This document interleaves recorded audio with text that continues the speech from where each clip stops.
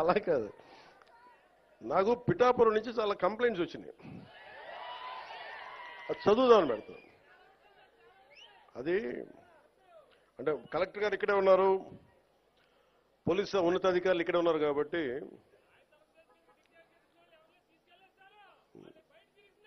అలా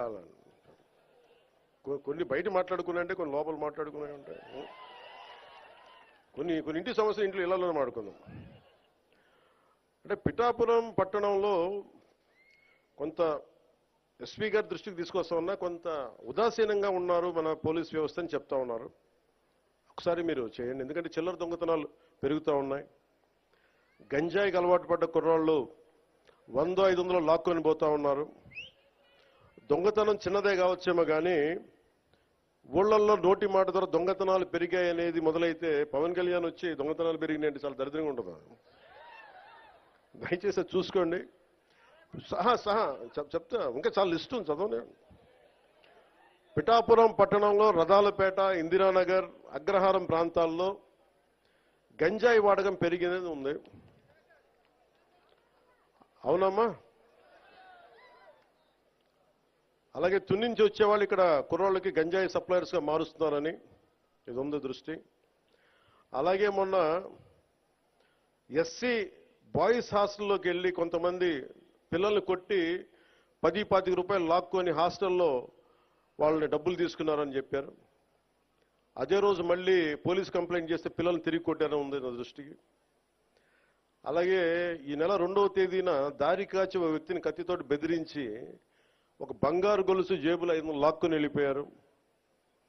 పిఠాపురం పట్టణంలో ఉన్న RRBHR ప్రభుత్వ జూనియర్ కాలేజ్ దగ్గర ఈవ్టీజింగ్ పెరిగిపోయింది. బైక్స్ మీద రౌండ్స్ కొడుతూ అమ్మాయిల్ని ఇబ్బంది పెడుతూ వేధిస్తున్నారు. ఈ విషయాన్ని ప్రిన్సిపల్ శ్రీ కేశవరావు గారు 3 నెలల క్రితమే పోలీస్ స్టేషన్కి వెళ్ళి తమ కాలేజీ మొదలయ్యే సమయంలో పోలీసు ఉంచితే అమ్మాయిలకు భయం ఉండదని చెప్తా ఉన్నారు. ఈ కాలేజ్ దగ్గరే కాదు, పట్టణంలో ఉన్న ప్రైవేట్ కాలేజీల దగ్గర, బస్ స్టాండ్ దగ్గర ఈవ్టీజింగ్ పెరిగింది. రాత్రి వేళ రోడ్ల మీద బైక్ విన్యాసాలు చేసే వాళ్ళతో ప్రజలు ఇబ్బంది పడతా ఉన్నారు.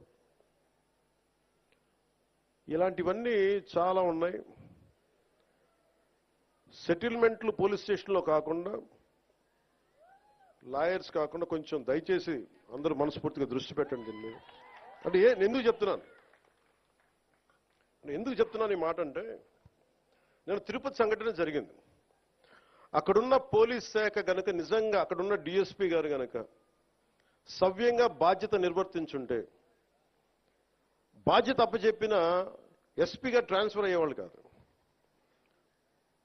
నాకు ఇది చాలా బాధ కలిగించింది. అందుకని పిఠాపురంలో నేను ఎవరిని కూడా, మీరు అడగండి కలెక్టర్ గారిని కానీ ఎస్పీ గారిని కానీ, నేను ఎవరిని రికమెండ్ చేయలే.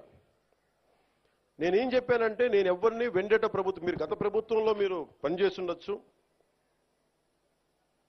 నాకు తెలియదు, నేను అన్ని మర్చిపోతున్నా, గతం అంతా మర్చిపోతున్నా. ఇప్పుడు ఫ్రెష్గా ప్రారంభిద్దాం. నేను మిమ్మల్ని జడ్జ్ చేయను. నాకు ఇవ్వాల్సిందల్లా సుపరిపాలన ఇవ్వండి. తన్నా మన అని భేదం లేకుండా అందరికీ సమ న్యాయం చేయమని అంటే, అది జరగకపోతే మటుకు మళ్ళీ నా లాంటి వాడు వచ్చి రోడ్ల మీద తిరిగితే ఎవరికి నిద్రాహారాలు ఉండవు. అక్కడ దాకా తీసుకెళ్ళదు. ఎందుకంటే నేను ఒక రౌడీ మూకను ఎదుర్కోవడానికి